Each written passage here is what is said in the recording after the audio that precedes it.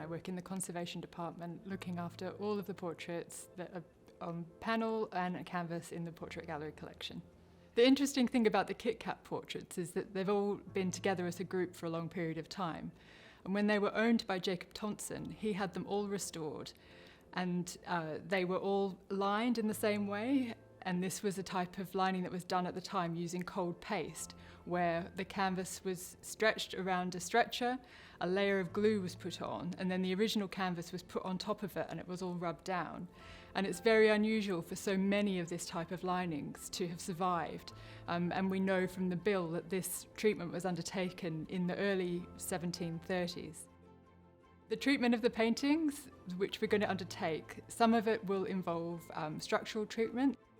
Some of the varnish has been removed selectively, so often the face and hands of the portraits have been cleaned to some extent, but the backgrounds and in other areas are covered in darkened and degraded varnish.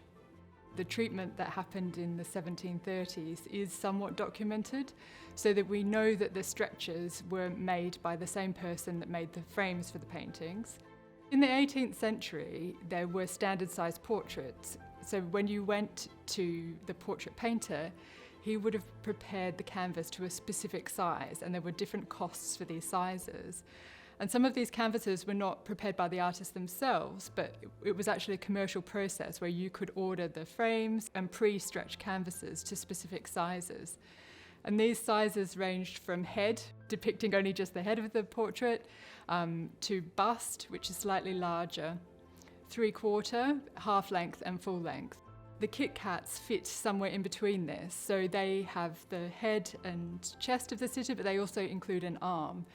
And this size of canvas actually became known as a Kit Kat canvas, and this became a popular size of portrait after the invention of them by Kneller. We're preparing the Kit Kat frames for redisplay. So one of my main projects with the Kit Kat frames is to install glazing to protect the canvases from dust, from accidental damage, and from UV light and changes in humidity. But as well as these preventative conservation measures, we will be looking at the surface of the frame and the overall visual impact of the frame, checking its stability to be sure that it's in good enough condition to go on redisplay.